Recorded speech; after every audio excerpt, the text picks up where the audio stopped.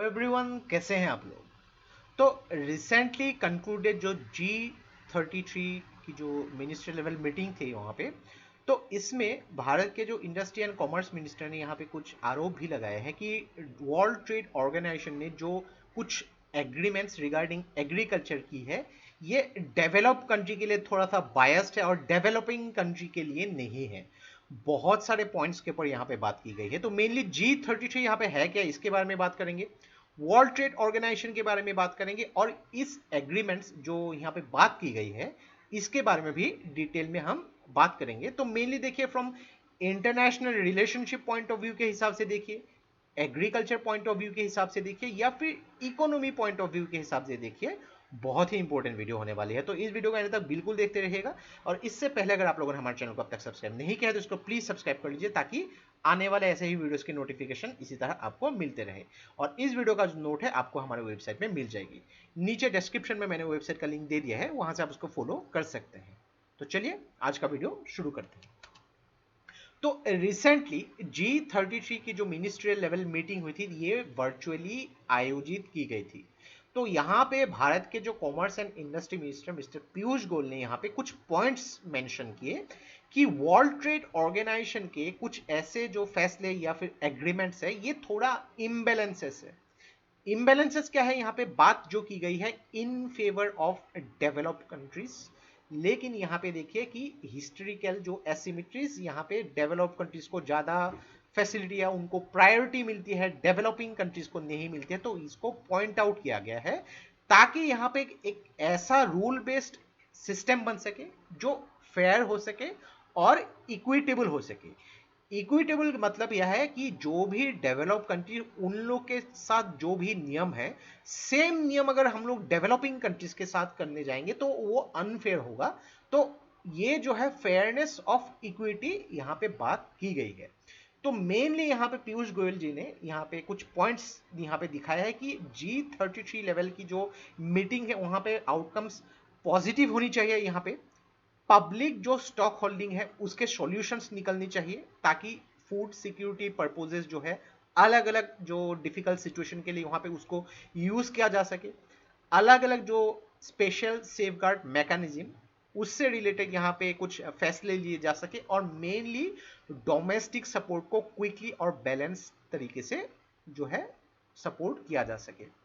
तो थोड़ा सा हम लोग G33 के बारे में भी बात कर लेते हैं। तो ये जो है फोरम ऑफ डेवलपिंग कंट्रीज है, जिसको एक्चुअली फॉर्म किया गया था कैनकम मिनिस्ट्रियल कॉन्फ्रेंस ऑफ WTO, जो यहाँ पे डेवलपिंग कंट्रीज को एग्रीकल्चरल ट्रेड निगोशिएशंस के लिए उसको स्टार्ट किए गए थे। तो वेरी वेरी इंपॉर्टेंट, कभी कभी आपको प्रीलिम्स में ऐसे प्रश्न पूछे जा सकते हैं।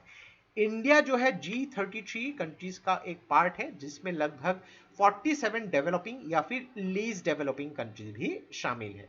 तो मेनली देखिए, जो भी कंट्रीज उन लोगों को सिमिलर टाइप की प्रॉब्लम्स फेस करना पड़ता है यहाँ पे अलग अलग, चाहे वो एग्रीकल्चर से रिलेटेड हो, उसकी ट्रांसपोर्टेशन, लॉजिस्टिक्स, ऐसे टॉपिक से रिलेटेड अगर जो भी कंट्रीज की प्रॉब्लम्स हो उसमें उसको एड्रेस किया जाता है। अभी यहाँ पे देखिए कि G33 ने कुछ स्पेशल रूल्स भी मेंशन किया है। इसमें कहा गया है कि WTO के साथ यहाँ पे निगोशिएशंस करनी पड़ेगी, और जो भी रेस्ट्रिक्शंस एक्चुअली डेवलपिंग कंट्रीज के लिए रखी गई है उसको थोड़े हद तक यहाँ पे रिलैक्सेशन होनी चाहिए, उनको फायदा मिलना चाहिए इन ए इक्विटेबल मैनर।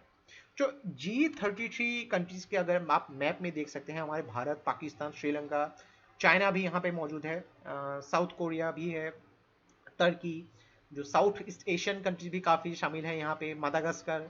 आप देख सकते हैं लीज डेवलपिंग कंट्रीज अफ्रीका के कुछ कुछ है यहाँ पे, अफ्रीका के। देन साउथ अमेरिका के आप देख सकते हैं, इक्वेडर, बोलीविया, पेरू, यहाँ पे काफ़ी सारे ऐसे कंट्रीज भी है जो G33 के ग्रुप में शामिल है।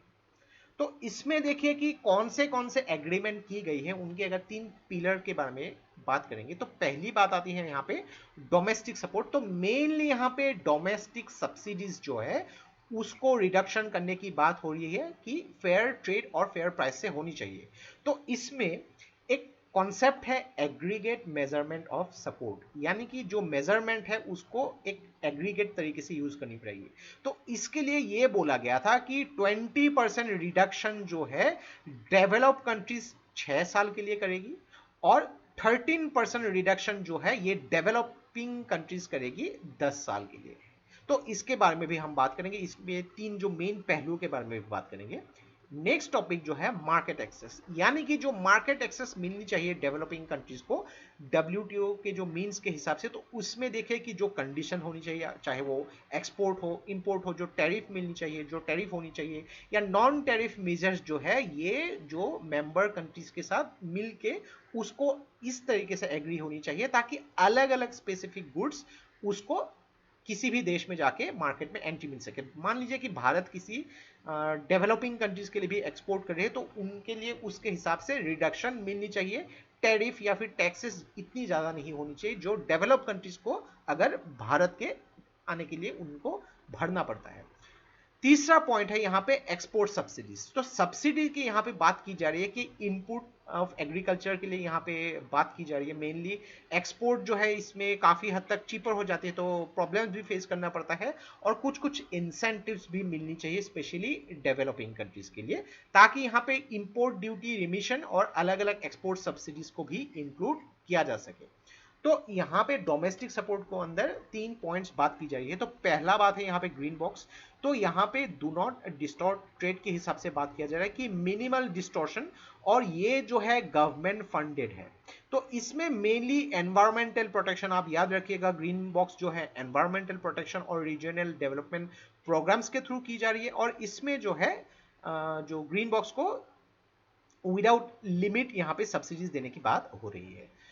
दूसरा जो है यहाँ पे एम्बर बॉक्स, तो यहाँ पे distortion production and trade with some exceptions की यहाँ पे बात की जा रही है। तो यहाँ पे डोमेस्टिक सपोर्ट जो बात की जा रही है, जिसमें ब्लू बॉक्स और ग्रीन बॉक्स में इंक्लूडेड नहीं है, वो एम्बर बॉक्स में इंक्लूडेड होंगी। तो मेनली यहाँ पे कैसे मेजर्स लिए जाएंगे, जो प्राइसेस हो, सब्सिडीज हो, जो डायरेक्टली प्रोडक्शन रिलेटेड चीजों के ऊपर बात होती है। तीसरा जो है यहाँ पे ब्लू बॉक्स, ये एम्बर बॉक्स ही है, लेकिन इसमें कुछ कंडीशंस है, जो कंडीशंस इस तरीके से डिजाइन किए जाएंगे ताकि डिस्टॉर्शन कम हो सके। और मेनली यहाँ पे एम्बर बॉक्स जो प्लेस की जा रही है ब्लू बॉक्स के साथ, यहाँ पे कुछ फार्मर्स की रिक्वायरमेंट भी बात हो जा रही है यहाँ पे। और एक चीज देखिए कि यहाँ पे कुछ लिमिट या जो है यहाँ पे स्पेंडिंग जो होती है ब्लू बॉक्स के थ्रू, उसके भी सब्सिडीज मिलने की बात हो रही है। नेक्स्ट बात करेंगे वर्ल्ड ट्रेड ऑर्गेनाइजेशन के बारे में। बहुत ही इंपॉर्टेंट है, आपको प्रीलिम्स में भी पहले ऐसे प्रश्न पूछे जा सके।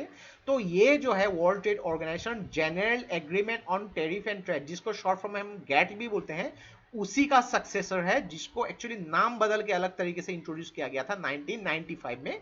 और जो गैट है उसको आफ्टर सेकेंड वर्ल्ड वॉर के बाद शुरू की गई थी। तो मेन ऑब्जेक्टिव है कि वर्ल्ड ट्रेड ऑर्गेनाइजेशन, नाम से ही आप ध्यान दीजिए कि स्मूथली, फ्रीली और प्रेडिक्टेबली जो भी ट्रेड होनी चाहिए वो स्मूथ होनी चाहिए।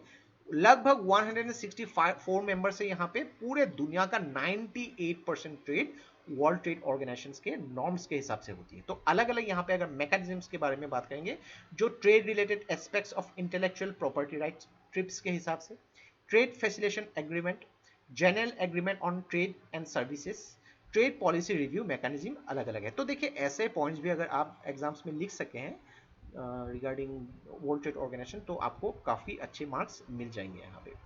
तो ये था हम लोग का एनालिसिस रिगार्डिंग जो WTO के एग्रीमेंट, जो काफ़ी बायस देखने को मिला था in favour of developing countries, develop countries. तो इसमें एक्चुअली डेवलपिंग कंट्रीज को भी इक्विटेबल फेयरनेस मिलनी चाहिए, उसके ऊपर बात हुई थी।